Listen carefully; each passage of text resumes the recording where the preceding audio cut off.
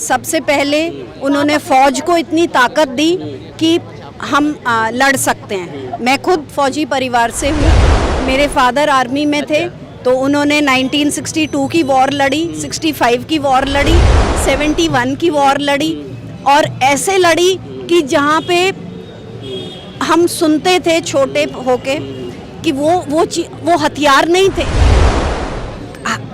Means उतने कपड़े नहीं थे उसके अंदर। ठंड में सिपाहियों के पास, ऑफिसर्स के पास एमिनेशन नहीं था, कहीं कहीं तो बहुत बुरी हालत थी अपने सिपाहियों के साथ। ये एक बहुत बड़ा मोरल बूस्टर होता है अपनी फौज के लिए कि हमारा नेता हमारे साथ खड़ा है। नहीं तो करने को तो वो भी पोस्ट के ऊपर हैं, वो भी अपनी फैमिलीज के पास आ सकते हैं त्यौहार पे, बट मेरे आंसू आ गए हैं। और आंसू आने भी चाहिए। जो देश के लिए कुछ अच्छा कर रहा है, चाहे वो प्रधानमंत्री हो, चाहे वो आपके पूजनीय पिताजी हों, सबने देश के लिए अच्छा किया, तो याद करते हुए आंसू तो आ जाना चाहिए, तो जायज़ बात। बहुत कुछ बदला, फौज को इतनी ताकत दी, नहीं तो कितने 1971 की वॉर में कितने जवान शहीद हुए, कितने आर्मी ऑफिसर, अकेले बच्चे जो थे, 2-2, 3-3 बहनें जिनकी, वो शहीद हो गए।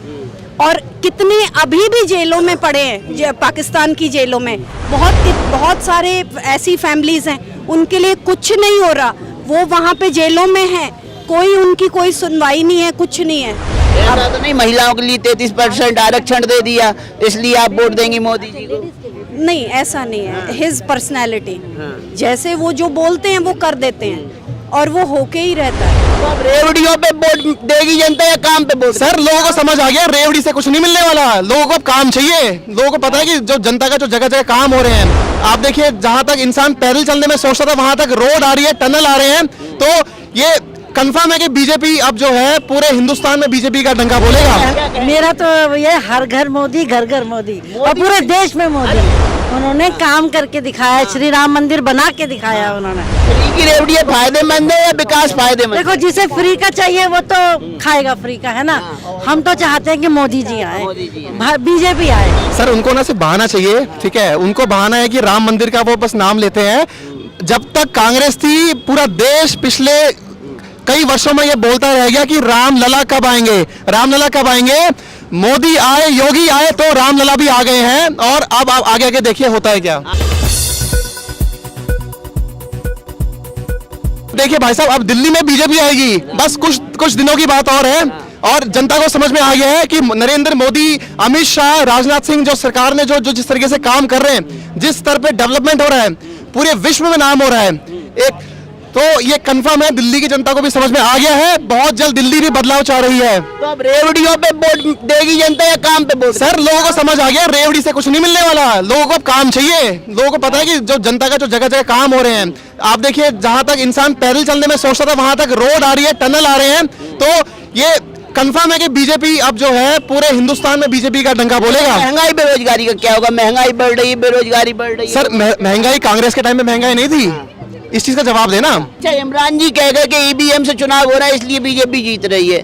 ईवीएम से चुनाव ना होकर बैलेट पेपर से चुनाव हो तो बीजेपी तुरंत हार जाएगी, ऐसा हो सकता है क्या?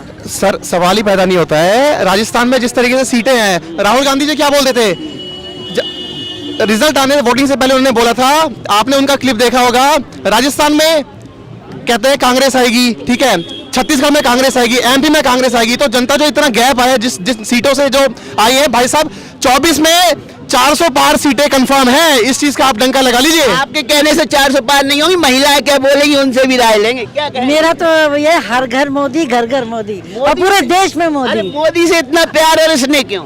नहीं, प्यार नहीं, उन्होंने काम करके दिखाया है। उन्होंने काम करके दिखाया, श्री राम मंदिर बना के दिखाया उन्होंने।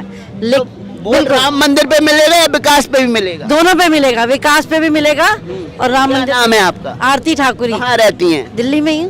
आरती जी, इस बार तो लेकिन आप वोट तो केजरीवाल जी को देती है, कहते मोदी सरकार आएगी। बिल्कुल, हमने मोदी जी को दिया था। एक वोट से तो ये नहीं है कि वो जीत जाएंगे, है ना। हमने मोदी जी को दिया था। दिल्ली में अगर केजरीवाल जी आते हैं तो ये उनकी किस्मत है, और दिल्ली वाले समझेंगे ये। उनको समझ आनी चाहिए कि अब उन्हें क्या करना है। फ्री की रेवड़ी फायदेमंद है या विकास फायदेमंद? देखो, जिसे फ्री का चाहिए वो तो खाएगा फ्री का, है ना। हम तो चाहते हैं कि मोदी जी आए, बीजेपी आए। कमल का क्या अच्छा किया है मोदी जी ने जो आप इतना पसंद करती हो? नहीं, देखो सब सरकारें जो भी है अच्छा बुरा सब करती हैं, है ना। कांग्रेस ने भी बहुत अच्छा नहीं किया, मोदी जी भी हमारे लिए अच्छा ही कर रहे हैं, बस हमें पसंद है, पसंद है बस मेन ये है उनका पसंद है। जी क्या बोलेंगे? अभी जैसे मैडम जी ने बताया राम मंदिर है, ठीक है, राम लला को लाए हैं, तो हम लोग जो राम को लाए हैं हम उनको लाएंगे।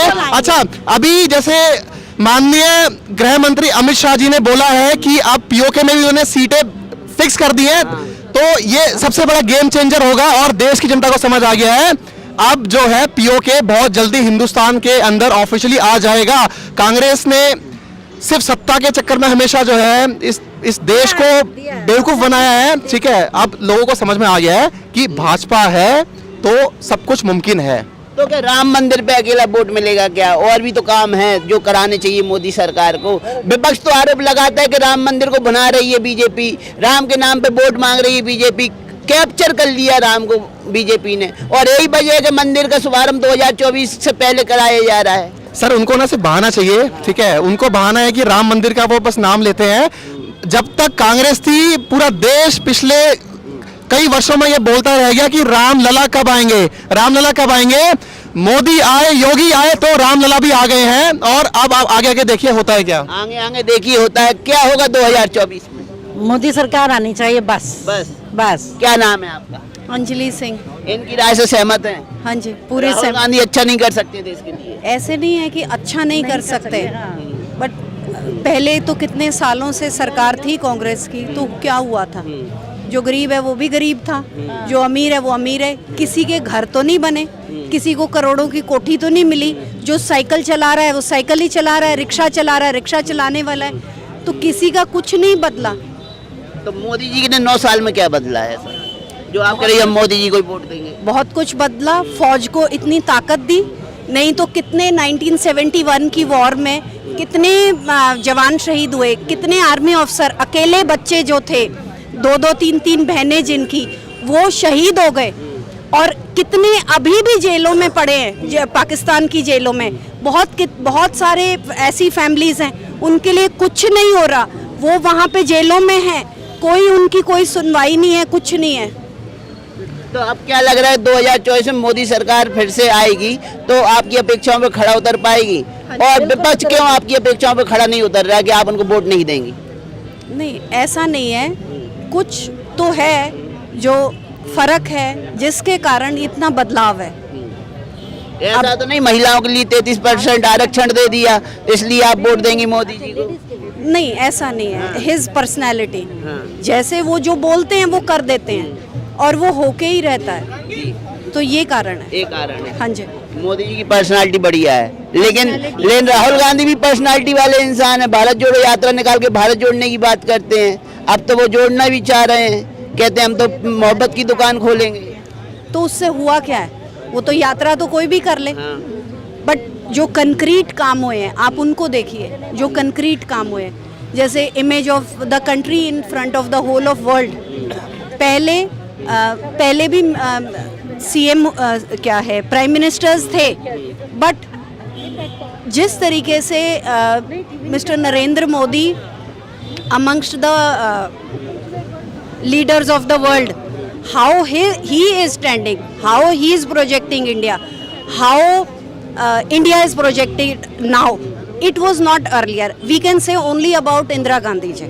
उनके समय में she was an iron lady, we can say, but not the other people. आपका कहना है कि मोदी जी के कार्यकाल में जो भारत ने अपने आप को प्रेजेंट किया है विश्व बिरादरी के सामने, या मोदी जी ने अपनी छवि को प्रेजेंट किया है, उसको देखते हुए आप मोदी सरकार को वोट? हाँ जी, वो बहुत सराहनीय है। सबसे पहले उन्होंने फौज को इतनी ताकत दी कि हम लड़ सकते हैं। मैं खुद फौजी परिवार से हूँ, तो मैं फील करती हूँ कि कैसे पे हैं?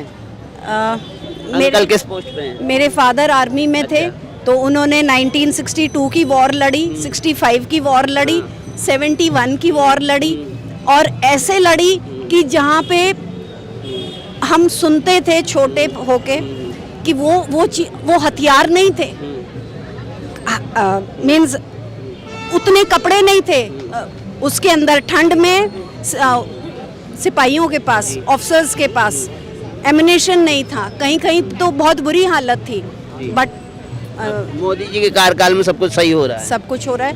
वो हर त्योहार उनके साथ मनाते हैं, जी अपने सिपाहियों के साथ। ये एक बहुत बड़ा मोरल बूस्टर होता है अपनी फौज के लिए कि हमारा नेता हमारे साथ खड़ा है। नहीं तो करने को तो वो भी पोस्ट के ऊपर हैं, वो भी अपनी फैमिलीज के पास आ सकते हैं त्योहार पे, बट मेरे आंसू आ गए हैं और आंसू आने भी चाहिए। जो देश के लिए कुछ अच्छा कर रहा है, चाहे वो प्रधानमंत्री हो, चाहे वो आपके पूजनीय पिताजी हों, सबने देश के लिए अच्छा किया, तो याद करते हुए आंसू तो आ जाना चाहिए, तो जायज़ बात है। तो क्या लग रहा है 2024 में आपके आंसू बता रहे हैं कि बहुत तगड़ी जीत होने वाली है? सब तगड़ी चीज़ होने वाली है। हाँ, तगड़ी चीज होने वाली है। और महिलाओं का फुल सपोर्ट है मोदी सरकार हाँ जी, का। पूरा। आर्मी फैमिलियों का भी पूरा सपोर्ट है। फुल सपोर्ट है। सॉरी मैम, आपकी आंखों में आंसू आ गए। चलिए, आपने सुना 2024 को लेकर पब्लिक की राय को, और पब्लिक की राय क्या कहती है आपने सुन लिया है। और आप क्या कहना चाहते हैं आप भी हमें कमेंट सेक्शन में बता सकते हैं। आपने आर्मी फैमिली से एक महिला को सुना जो इतनी भावुक हो गई, जो किस्सा सुनाते सुनाते आंसू निकलने लगे उनकी आंखों से। तो यही देशभक्ति है और यही जज्बा है जो देश को आगे बढ़ाता है।